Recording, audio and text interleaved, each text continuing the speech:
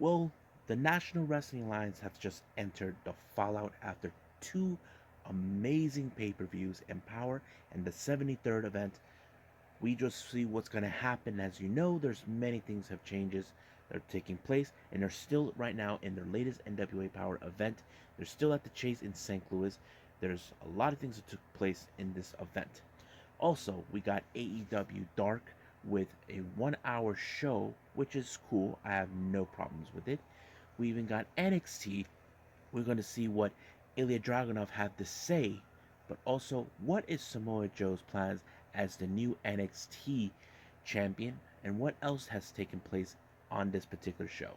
Also, going to review a previous event from early July by ICW No Holds Bars Pit Fighter X9. So we're all going to discuss, review, and talk about it on this episode of Deleted Wrestle Zone.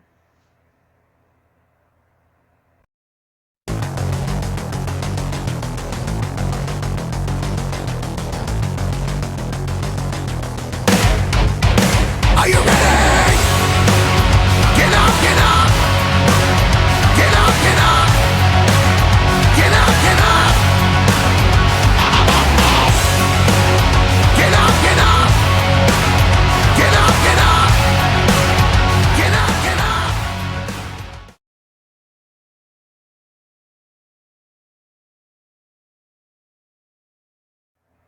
Welcome everybody to Deleted Wrestle Zone, all things that it's pro wrestling with AEW, NXT, New Japan Pro Wrestling, Impact Wrestling, the National Wrestling Alliance, various promotions, wrestlers, matches, and championships. I am your host, J Rod here. So, as I said before, the NWA are now in their fallout after two amazing pay per views. I'm talking about Power and, of course, 73rd. It opened up with three series of interviews. The first one is, of course, the current and reigning NWA Women's World Champion Camille and her little boy toy, Tom Latimer. Now they put out this whole thing. Once again, they're still the strictly business, are dealing with the whole Corgan conspiracy. The thing is this. The reason is Camille feels it's a load of crap that she had to be put into work twice in one weekend. We're talking about her involvement in Empower and in the 73rd. As for Tom Latimer, his complaint is that he had to be in a brutal match where anything goes, which tables, ladders, and chairs and guardrails were used. So basically, they continue with the whole conspiracy theory, but there is no veil to that. The next interview is, of course, we have the latest and our new NWA World Heavyweight Champion, Trevor Murdoch.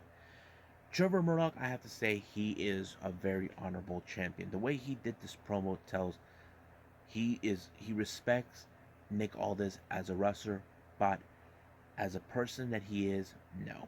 Basically, Aldis will never allowed to lose the title at any necessary, but right now he's on a sabbatical, so he gave his respect. But the real question is, will Nick Aldis do the same thing for him? Well, we'll see when he gets back on his little sabbatical. And finally, as you know, in the next interview, we only had three of the few people that were involved in the Champions Series. We have Colby Carino, the Pope, and of course, Jack Stang. Now, both Carino and Pope made it clear they are not going to put their show their full hand. What is their involvement? Now, if I was Pope, I know for a fact he probably would go for the NWA World Heavyweight Championship, which it was something he aimed for when he was the television champion. But I'll get to that in a bit.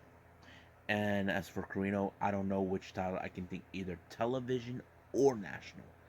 And as for Jack Stang, well, he already showed his cards. He he wants to go after the NWA World Heavyweight Championship, but he was a bit more concerned about Crimson, who may want to get a little payback against him for what happened at 73rd, but he wasn't there.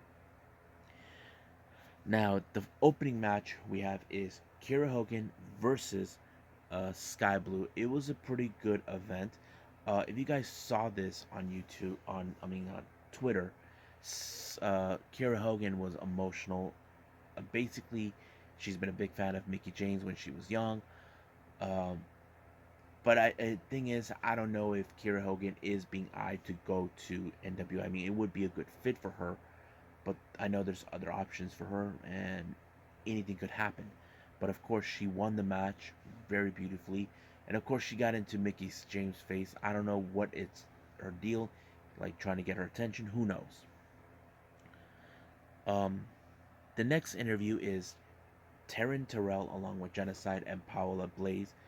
Taryn Terrell is pissed off after what happened at the pre-show in 73rd, where she and the rest of her team lost against the Hex Girls and Lady Frost. But however, the Hex Girls made it clear that they were not in the perfect team with Lady Frost. Lady Frost likes to take advantage, to take all the credit and all that. And of course, Taryn Terrell, who's trying to act like she thinks she's better, she's like, bye! She refused to listen, but all of a sudden, they decided here comes the newly crowned NWA World Tag Team Champions, the La Rebellion, giving their statement saying they are true champions. Now, they're not going to put their titles on the line against Taryn Terrell and whoever her posse is, but they are fighting champions, so we'll see what that goes. Now, speaking of tag team championships, they decided to set up a tournament to determine who will be the number one contenders for the NWA World Tag Team titles. Here, the first opening match was, of course, the qualifier match. We have the Rude Dudes, consistent of El Rudo and Nick Sterling, taking on the Ill Begotten, consistent of Captain Yuma and Rush Frischman. Now, I think the second team was a real corny name, but the Rude Dudes, that fits perfectly. And I was like thinking, hearing that name, what do I get the feeling that's going to be the name that the team that's going to be winning this match? And it did. Excuse me, all thanks to El Rudo. However, Rebellion had something to say. They're saying that they want real competition, not teams that they formed. And that's something that is true. I mean, you can bring tag teams from any promotion. I mean, NWA can bring guys from Impact or at AEW. Bring them all. So, I don't know if that's the case, what they want to do. I don't know for certain. But we'll see where they're going to go. Now, the next interview, we had all of a sudden the surprise appearance of Chris Adonis and Melina. Now, Adonis, who is happy they retained the title. Melina, who, feels that she missed it. Camille should have been just shutting up. That was always been the best part. But however, it's more like that. But Chris Adonis has another obstacle in his choice. As you know, we have a number one contender for the national title, and that is Judaiza, who is a beast, and he could be the guy who could beat Adonis, but Adonis will not confront him. He'll try to avoid him, but you can't hide from James Mitchell whatsoever. The next match is a women's title. This is Kenzie Page versus Chelsea Green. Pretty good match, but this one turned out to be an upset. Kenzie Page pinned Chelsea Green, and I think Chelsea did not expect this whatsoever. I mean, we're talking about the first ever winner of the Invitational Cup, Women's Invitational Cup, losing to Kenzie Page. So it must be crazy, but it did happen. Now, as you know, we had the return of none other than the Cowboy, James Storm. It's still unclear what is he going to do. Is he going to be full-time with NWA or return to Impact? Who knows? But there was still no plans. But however, once again, Austin Idol and Tyrus showed up, getting ready to set up a match. And they're saying, we don't need to hear what James Storm has to say. And this match they put up is for the television title against Black G's. Now, there is a reason why this match is happening. The reason this match is happening is Austin Idol believes that Tyrus is a true champion. Now, if you follow the rules of the television title, if you can win 7 matches in a row before the time limit ends, you get a chance to get an opportunity of the NWA World Heavyweight Championship. I don't know if that's the play that Austin Idol's doing, but it did work for this one match when he gave him the punch on the heart, allowing himself to win. But I don't know. But if that's the case, then Austin Idol and Tyrus are playing a very smart game here. But the real question is, can they pull it off and get the 7 wins on the television title? Well, we'll see what happens when we get there.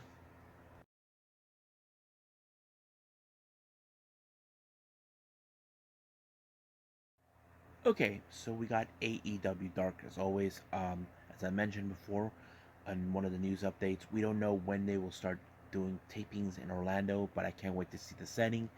Who will be there? Any of the referees will be flying to Orlando, but also if Taz and Excalibur will be doing the commentary. Well, we'll see what happens. But right now, let's just focus on this particular event. First match, we have Chris Statlander being accompanied alone, taking on Celine Gray. You can guess this one match ended in Chris Statlander's favor because, she's the top star, and not to mention the number one contender to face Britt Baker for the AEW Women's title. Next match, we have Joey Janela taking on Robert Anthony. This match was pretty good, but however, I think the ending part was kind of bizarre. As you know, Joey Janela won out of the blue, but apparently he began to stomp Robert Anthony. But this female woman showed up. I don't know who she is. This muscular woman. It kind of made no sense. I don't know what was the deal, but it kind of became like more of an association. Who knows? Next up, we have Emi Sakura being accompanied by Lane. No, not this time. Lulu was not on this one, but we had Laney Luck. Good match. As much as I like to see Emi Sakura, she is one of the best. It's now been revealed that Emi Sakura is going to train the women in AEW, and I think it's a good idea. I think it fits perfectly. Not to mention, she trained a lot of female wrestlers back in Japan, and that includes our 2 former AEW Women's World Champions. I'm talking about Riho and Hikaru Shida. Next match, we have the Men of the Year, Ethan Page and Scorpio Sky taking on Matt Fletchett and GPA. This match ended with Ethan putting the Ego's Edge onto Matt Fletcher, allowing himself to win the match. Next up, we got Serpentico taking on Frankie Kazarian, and this time Serpentico does not have Luther by his side. I'm sure he gets annoyed by Luther telling him what to do or using him as a weapon. But however, it did not do any good for him because Frank Kazarian ended him with the chicken wing. Next match, we have Layla Hirsch taking on Blair Onyx. Blair Onyx is a creepy person, almost similar to Abaddon, but not completely scary. She kind of reminds me of Tekla from Ice Ribbon. But in this particular match, Layla Hirsch amazingly put her in a armbar, forcing her to tap out. Next up, we got 2.0, Matt Lee and Jeff Parker taking on Jason Hodge and Travis Titan. You can guess right away with 2.0 being a very dominant tag team and coming into Dark and Elevation, they are going to, hopefully one day we can see them make a run for the AEW World Tag Team titles. Next up, we got the Bunny along with the Blade taking on Sierra. You can guess that this one won by the Bunny. No cheating involved on this one. Basically, Sierra lost it completely. The next match, we have Tay Conti taking on Heather Reckless. It started with Heather Reckless attacking Tay Conti, but however, Tay Conti is a strong individual with her judo mastery and all that. It fits her very well on this one. And it's so much fun. I guess that Tay Conti won by an amazing pinfall. Next match, we got QT Marshall taking on Evil Uno. What a good match. I have to say it was good, but however, the factory got in the way, and that's how it allowed. And of course, QT pulled off the diamond cutter onto Uno to win the match. And then finally, we see Andrade come out, go to the commentary table. As you know, he has a match against Pac at All Out, and trying to prove that Pac is a lousy leader for Death Triangle, but Death Triangle made it clear we're not. And how to say this? we're not going. We don't have a leader. We're all brothers. We can make our own decisions. So that's the case because right now Pac was facing Matt Sydal. It was a good match, but there was a lot of distractions that Pac had to deal with. But it did ended with Pac putting Matt Sydal in a brutalizer. But however, his feud with Andrade is going to be heating up very soon, and hopefully is going to get heated up at Dynamite. But also, we're going to see what's going to happen in All Out.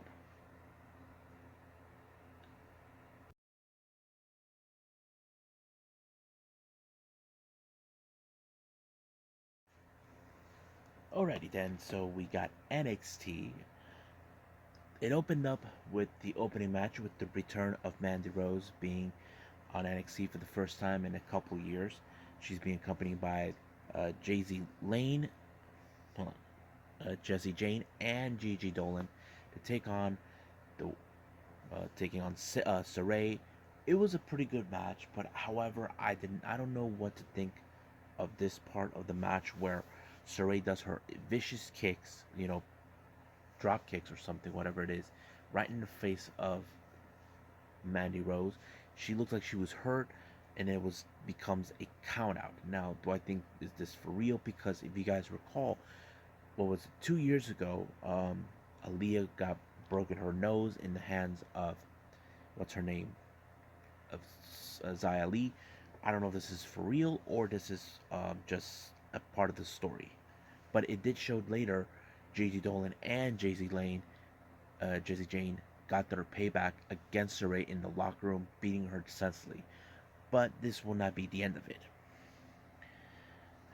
The next up we have is Tommaso Ciampa, who made a powerful statement that he will fight to pay back for what they did to Ciampa. To show respect, it's something that these monkey clowns, I'm talking about Lorcan, Burch, Holland, and Dunn, feel like respect doesn't mean anything. But for Ciampa, it does. The next match we have is Duke Hudson taking on Kyle O'Reilly. As you know, this match happened a week ago where Duke Hudson wanted to stir things up with Kyle O'Reilly, and he was attacking Kyle O'Reilly. In this match, Duke Hudson played a very perfect psychological way where attacking the ribs of Kyle O'Reilly, who was still recovering from that brutal match he had with Adam Cole. But Kyle O'Reilly proved he's still the top guy, and he beat Duke Hudson with that jump out of the turnbuckle knee to his back, allowing himself to pin him. Now, we can talk about the recent development of a brand new NXT UK champion. I'm talking about Ilya Dragunov. I have to say, he looks like he was hurt, but he decided to show up prior before leaving to go back home to the UK, even though he's Russian born. Um, and he said he would love to come back to the NXT, and I say, come back, man. We'd love to see you there. But also said, long live the Tsar. I think he fits perfectly calling himself the Tsar.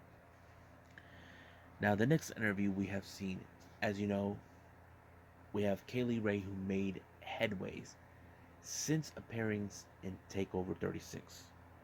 Her initial assumption is the promises that she kept, that William Regal promised her, But however, the interviewer mentioned wrestlers that she felt they're beneath her, like Ember Moon, Raquel Gonzalez, Dakota Kai. She feels all of them are insignificant than her due to her being the longest reigning NXT UK Women's Champion, which is true. But however, later on, Ember Moon heard her name, so she set herself in the match against Kaylee Ray next week to teach her a lesson. Now, the next interview we had Carmelo Hayes, who won a contract to face any title of his choosing. But however, when he mentioned the North American title, that did not sit well for Legado, specifically the Santos Escobar. As you know, he feels that title represents Mexico. So he wants him to stay out of his way, or suffer his mercy. But he still hasn't won the title. But however, Carmelo Hayes hasn't made a decision yet. But if he does go with the North American title, this will be something that not even Santos will not ignore. Now, the next match we have Imperium, Eichner and Bartel taking on Drake Maverick and Grayson Waller. Now, Waller, he's a cocky SOB. He should have known better not to think you're the real star that the story is about them. No, you're facing a dominant team. Drake Maverick knows it. He's seen it. He dealt with them. Now, he was a bit of the cocky guy in previously, but now that he has Grayson Waller, he even cost him the match when he tagged himself in. Drake Maverick had everything under control until Grayson Waller wanted to prove that he is the star of the show, but nope. He got himself beat up for this. He should have known better not to mess around when it comes to the Imperium. Now, as you know, recently Gargano, he's on his own in real life right now. Candice LeRae cannot be there at the moment because, as you know or may not have heard, she's pregnant and Gargano's on his own, but he has to deal with Index. Yep, Index. And then they're going to be by his side one day he faces LA Knight. I have to say, I don't know if this is going to be. If this, I think this story with Index is pretty good, and not to mention, will Gargano accept them? Now, do I think it could happen? I don't know. It all depends how they're going to go with it. Now, speaking of tag teams, MSK, the reigning NXT tag team champions, decided to have a little chat with Regal. Of course, they knock on the door. Now, they want to give a chance to Lorcan and Burch a shot of the tag team titles due to the technicality. They never lost them. They were stripped from the titles due to Burch being injured. However, Regal wanted not to give them that opportunity, but since MSK were kindly enough to ask him permission, they granted him, and that's going to take place the following week. But big news also came around. For the first time, we're going to see Mei Ying of Tian Shan actually making her NXT debut, in-ring debut.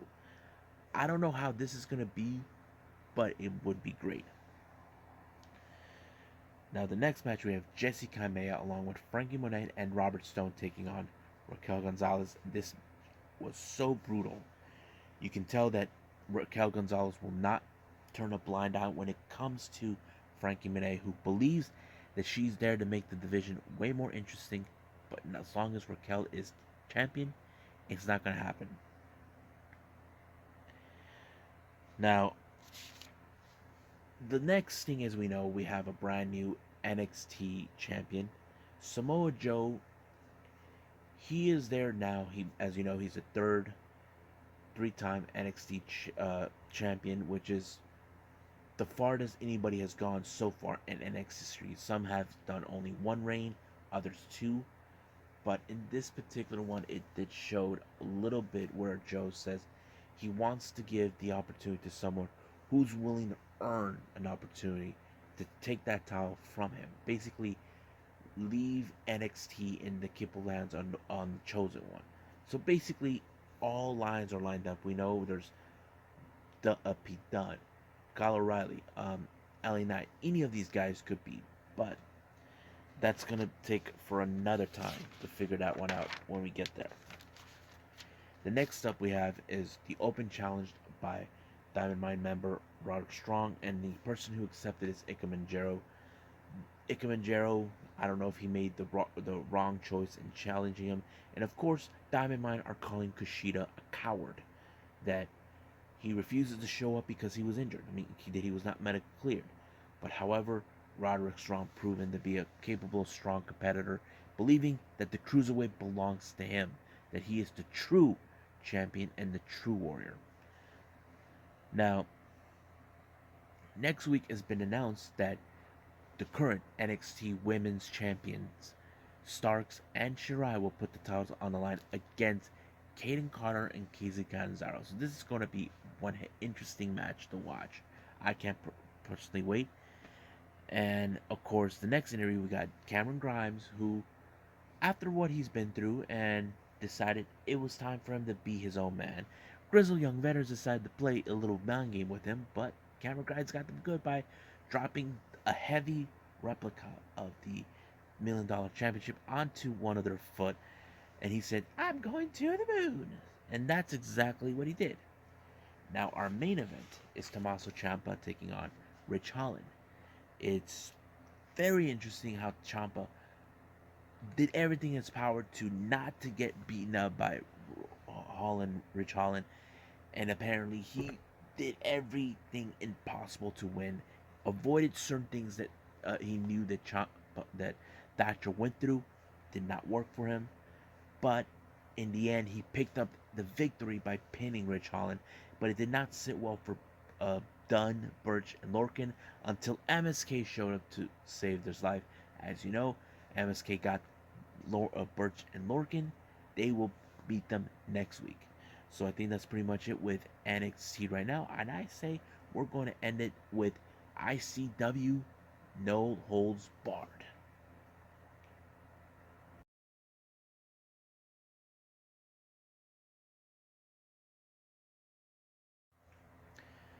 Okay, the last thing I'm going to review is from ICW No Holds Barred, one of their previous events. It's called Pit Fighter X9. This took place either on the 3rd or 4th of July. I don't know which one is it. But it was a pretty good event, not to be lying about it. Let's go from start to finish. The opening match was Gary J versus Azrael. Now, I never heard of these guys, but it was a good match in every aspect. Um, Azrael seems like he had everything under control, but somehow Gary J picked up the upset victory on this one when he pinned Azrael for the victory. Next up, we got a 440 member, Bobby Beverly, taking on Vincent Nothing. Now, as you know, many fans do not like 440 because they are a bunch of scumbags, as many fans who watch them on GCW know what they're capable of. But this time, how do I say this? It was Bobby Beverly who picked up the victory by somehow pulling a fast one onto Vincent Nothing and assuring him to win the match for 440. But this is not the only member of 440 to cheater. We'll get to those in a bit for who's in it. The next match we have Satu Jin taking on Max the Impaler. I'm like, this one was a very interesting match because you know who Max the Impaler is? She's like that crazy Viking or something female. Crazy. I did not expect Satu Jin to pick up the victory. I would have assumed Max the Impaler would, but it did not.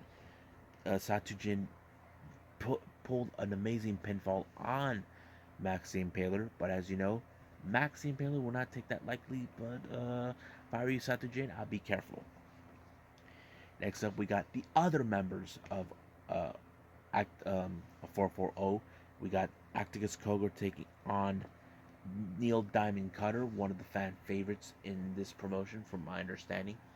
And of course, it was a very amazing match where Acticus Koger is trying to prove he's the better and the best deathmatch wrestler in all of the world. But however, Neil Diamond Cutter put him through a hell of a match when he landed on top of him on the guardrail and allowed him to make the pinfall. 1, 2, 3, and that's all she wrote, folks. Next up, we got the Death Samurai, Akira taking on Dan Math. What a great match! This was more of a David versus Goliath, but it was Dan Math who picked up the victory because of his huge size.